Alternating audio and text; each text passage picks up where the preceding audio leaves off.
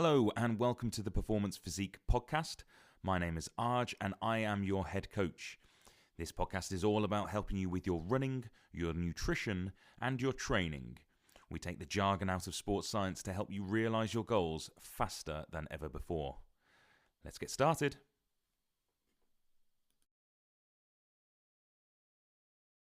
More Than a Feeling. You're with Claira Hermet here on BBC Radio London. Welcome to the show.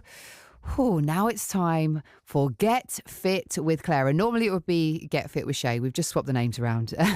But we are going to be talking about fitness now. And as the temperature drops and the days get shorter, it can be tough to stay motivated and keep up with our fitness. But fear not. So we have a special guest who's here to share his top tips for preparing for fitness in the colder months. I hope his advice is going to be get on a plane and go somewhere where the sun is shining. We'll find out in just a moment. Joining us today is Arj Thiruchelvam, a personal trainer with over 18 years of experience working within the sports nutrition and health sector and helping clients achieve their fitness goals no matter the season. It sounds good to me. And Arj joins me on the line now. Hello, good afternoon. Hello, Claira. Thanks for having me on. That was a nice introduction. No worries. Are you going to be telling me to get on a plane and go somewhere warmer? Yeah, if you can, that would be great. That's the best advice. That's what I'm looking for. Yeah. Look, I think this is a topic that people we're always talking about fitness. And there are some people who always want to get into consistent exercise, but never quite make it. There are people who are consistently exercising, but they've reached a plateau. That we're all over the place when it comes to fitness, but definitely it is harder during the winter months when it's darker. Without a doubt. Of course. Yeah. So what's the first thing that someone should do to get ready for exercise in the colder months? You know what? It always comes down to a very similar need and solution. So the main need we always have is, how do I stay motivated? And motivation is quite a tricky topic. We often think that these people who you've just mentioned are always going out and doing their exercise sessions. They're consistent and they're always there. We seem to believe that they're highly motivated. The actual difference, and I'm really fresh on this topic because I'm writing this in my new book, is all about kind of motivation, and it's that actually those individuals are highly consistent. They're not necessarily really motivated individuals, but what we find, human nature, is if we've been consistent at doing something again and again and again, it motivates us to maintain that streak almost. If you've done some of the language learning apps, yes, you're not really motivated to learn the language perhaps. You just want to keep going and have your 1,000 days, whatever, of consistent effort. So the first thing really is stop thinking that everyone else is really motivated and you're lacking motivation. Be a little bit kinder to yourself and think it's just about being consistent. And then the solution to help you become more consistent is to form a plan. Have some kind of plan in place for your week so you can reduce any barriers to exercise as much as possible. If you know you haven't got any thinking to do for the week, your thinking's been done for you, whether it's by a coach for you already or you've done it yourself, you set out a plan on the weekend, you know that come Monday evening when you've had your first day back at work, and you were just saying a second ago, weren't you, about you really look forward to Mondays. Yeah. But for some people, it's not the case. And therefore, knowing when you leave work on Monday evening and it's already getting darker and colder, you haven't got to think what you're going to be exercising or training. You've got the answer there for you. It doesn't have to be anything really massive. Doing 20 minutes is fantastic. That's something achievable and attainable. And therefore, you've got a better chance of achieving your week-long goal already. Yeah, it's interesting, isn't it, the motivation topic? Because I think it's a lot to do with self-discipline. And I think we look at other people and just assume that it's really easy for them, even to stay consistent. But actually, it's just that they've created as well that self-discipline where when they feel like they don't want to, they do it anyway. Yeah. Yeah, absolutely. Yeah. And I think that makes a big difference. And that's something that I've had to come to terms with because it might get a little easier, but sometimes it's hard no matter how consistent you are. I think something that can really help, because you obviously mentioned doing 20 minutes of exercise is enough, is doing workouts at home, isn't it? What are some of the workouts that you recommend that people can do if they don't have any equipment? Yeah, we don't really need an awful lot to have a really effective training session. Now, obviously, our goals do affect this. So, if you're looking to put on loads of muscle mass, then you probably are going to need a little bit more than a can of baked beans. But in terms of cardiovascular, the baked beans, by the way, is about using the tin to add extra weight.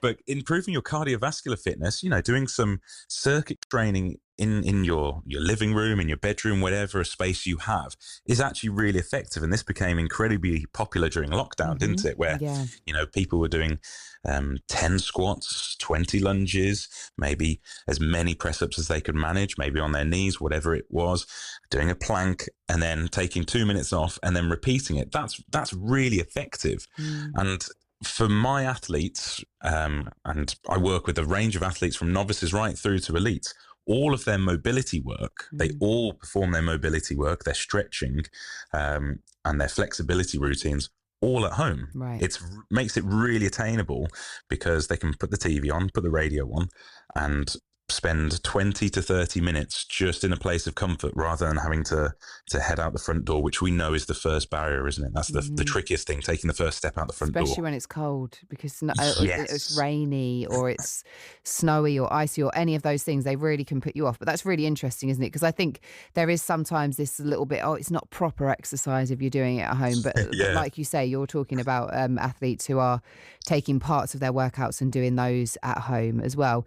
And absolutely. I'm sure you find this, Arj, as well, that people, they kind of want to get fit for a certain purpose. So it might be like summer's coming up, the kind of idea of a bikini body. And I think, or I hope that that's kind of slightly leaving our psyche a little bit more as we understand more about our body and fitness, because the whole idea is that we have some kind of consistent routine so that we get the benefits of long-term fitness and exercise, right? So what would be your advice to people who are thinking, there's no point starting now, it's winter? Hibernation, bulking season. And you're right. I think we are finally starting to get away from that. There was a advertising standards agency case about 2 years ago for adverts on the London Underground, which had that kind of message. And I think we really need to now consider that everything's easy if you just maintain things to maybe even a lower degree. But all year round, it's definitely going to be easier when you want to push a little bit harder. Yes. And that's just for aesthetic reasons. In terms of your health, we need this going as much as possible. We need to be doing both our cardiovascular exercise and our weight training throughout the year, realistically. It doesn't matter if you're 12 years old or you're 70 years old. We all need to be doing these activities for different reasons. And when it comes to getting started, the longer you've been away from it, the harder it is. So why make things harder for yourself? Just do small and very, very often amounts of exercise and then graduate, start saying, okay, I'd like to actually try and go for a 5K run this week. Maybe I'm going to pop down to Park Run on a Saturday morning and join the other 500 people running. And it's going to be a nice community feel, and I'll have a coffee afterwards. And that makes it a little bit more bearable. And then suddenly 3 months has passed and we've ticked off the box for where habit forming starts occurring, and it's become a consistent part or way of life for you. Definitely. I'm someone who does exercise consistently, but I had 2 weeks off for a holiday, and I went back to the gym, and my friend and I decided to do a workout that we'd found on Instagram, and for 5 days I couldn't walk, so that was fun. So I think easing yourself back in, that might have been the wisest idea, but we thought we'd try something challenging, and I did regret it. I did look a little bit like John Wayne strolling around the streets of southeast London, with no explanation, but there you go. And I do think we were talking today on the show about being kind of happy and single as well, and run clubs, and this idea of running clubs, hiking clubs. I've tried them all, but there is this idea of, not even from a perspective of necessarily romantic companionship, but even just friendship. There's so much to be found, I think, in fitness communities and spaces, isn't there? Yeah, I think it's lovely to see. Obviously, I've been on the other side of it for the best part of 20 years. I've been the facilitator as such, but in all of those years, we run a track club.